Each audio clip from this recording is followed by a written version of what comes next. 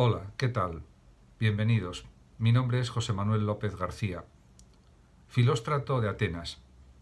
En este vídeo voy a comentar algunas cuestiones relativas a Filóstrato de Atenas y también a una de sus obras principales, que es la vida de Apolonio de Tiana, o en honor a Apolonio de Tiana, que era el título original. Empezando a comentar algunas cuestiones relativas a Filóstrato, cabe decir que era probablemente hijo de un sofista griego y que nació aproximadamente hacia el año 160 o 170 después de Cristo y falleció hacia el 249 de nuestra era. No se saben con exactitud las fechas del nacimiento y de la muerte por distintos problemas historiográficos, de falta de fuentes que lo confirmen, las fechas exactas de nacimiento y de muerte, como es lógico. A la muerte de la emperatriz Julia Domna, que era la esposa del emperador Severo, escribió un tratado titulado Vidas de los sofistas, pero la propia obra Apolonio de Tiana fue por encargo de la emperatriz Julia. En cuanto a las obras principales de Filóstrato, cabe destacar sus cartas, un diálogo titulado El Nerón, cuadros, gimnástico y otras obras. Y hablando de sus maestros, pues cabe destacar que tuvo pues 4 principales, aunque tuvo más maestros: Proclo de Naucratis, Hipódromo de Larisa, Demiano de Éfeso y Antípatro de Hierápolis. En este sentido, también cabe decir que la obra sobre Apolonio de Tiana, la vida de Apolonio de Tiana, pues realmente pues es destacable porque cuenta muchísimas cuestiones, muchísimos aspectos en la biografía de Apolonio, que era una especie de santón, de místico, que vivió en el siglo I después de Cristo. Y aunque no hay certeza del año exacto de su nacimiento y de su muerte, sí hay una información muy aproximada de su periodo de vida. Apolonio de Tiana nació en Tiana, en Capadocia, hacia el año 3 antes de nuestra era, y murió en Éfeso alrededor del año 97 después de Cristo. Según otras fuentes, nació hacia el año 15 después de Cristo y murió sobre el año 100 después de Cristo. Como se ve, la diferencia en cuanto a la fecha de nacimiento y de muerte tampoco es demasiado amplia, y por lo tanto con decir que vivió en el siglo I después de Cristo, pues ya tenemos una referencia temporal bastante precisa. Apolonio fue pues un filósofo, matemático, también místico, griego, y que se ascribió al neopitagorismo, fue un pensador neopitagórico y llevó una vida de asceta porque renunció a su fortuna, a la fortuna que le correspondía por herencia, y se conformó con tener el dinero suficiente para poder sobrevivir, para poder vivir de una manera muy simple, muy humilde, en definitiva una vida ascética. En Hierápolis, en Éfeso, en Esmirna, en Atenas, en Corinto y en otras grandes poblaciones de Grecia, pues Apolonio apareció como una especie de preceptor del género humano, visitando los templos, corrigiendo las costumbres.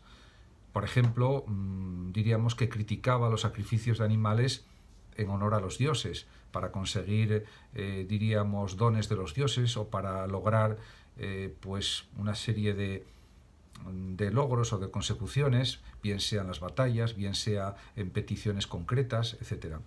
Y también predicó la reforma, diríamos, política y social, para acabar con los abusos políticos, todo tipo de abusos en realidad. Por otra parte, Apolonio de Tiana no fue admitido en los misterios de Eleusis, fue tratado como un mago y por lo tanto no fue admitido en este tipo de misterios, diríamos, religiosos. Cuando llegó a Roma, Apolonio pues condenó el uso de los baños públicos, por ejemplo. También se dice que hizo milagros, incluso que resucitó después de muerto, etc. El emperador Vespasiano, por ejemplo, que le había conocido en Alejandría, le miraba o le consideraba como un hombre divino y le pedía consejo.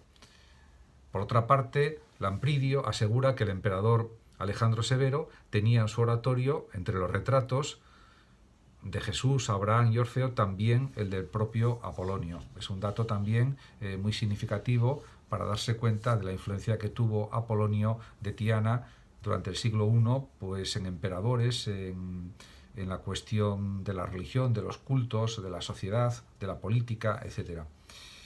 De hecho, Apolonio de Tiana pues es uno de los más renombrados intermediarios divinos y uno de los primeros. A veces se le compara con Jesús de Nazaret, ¿no?, en cierto sentido, y se comprende que sea así. Realmente, si hablamos ya de Filóstrato, cabe decir que además de ser el autor de la vida de Apolonio, por encargo de la emperatriz, también es autor de las vidas de los sofistas. Y aunque Filóstrato dedicó buena parte de su actividad como escritor, de su actividad literaria, a contar vidas ajenas, es tan poco lo que sabemos de la suya propia que incluso la identificación de Filóstrato como filósofo a veces es algo complicada, aunque se ha conseguido gracias a la comparación de fuentes y de otros pensadores, escritores, literatos, y ya no hay duda de su identificación. Realmente era Filóstrato un rico aristócrata que estudió retórica en Atenas bajo la dirección de dos discípulos de Herodes Ático. Y realmente podemos decir que, por ejemplo, Antípatro fue la puerta abierta que Filóstrato aprovechó para acercarse a la corte del emperador Septimio Severo y entrar en relación con la emperatriz Julia Domna. Además, uno de los principales focos de interés de la emperatriz estaba en la figura precisamente de Apolonio de Tiana, al que consideraba un modelo para la fusión entre religión y filosofía.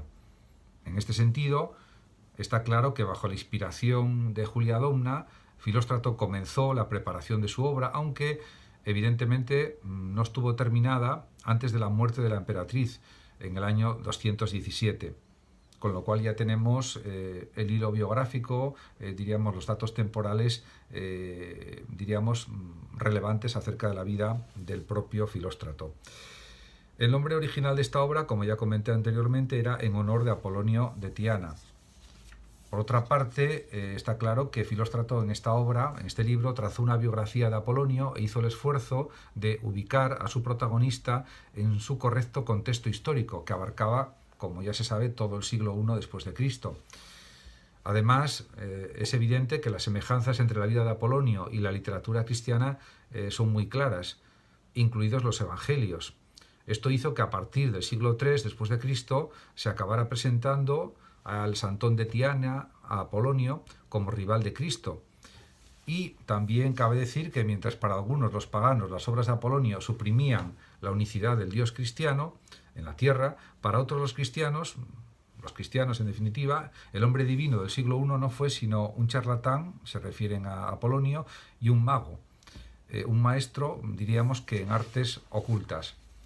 Bueno, pues realmente no cabe duda que lo más adecuado es leer esta vida de Apolonio, de Filóstrato, para darse cuenta de la cantidad, diríamos, de contenidos mágicos, religiosos, místicos, que rodean la vida de Apolonio y que la conforman también de una manera evidente.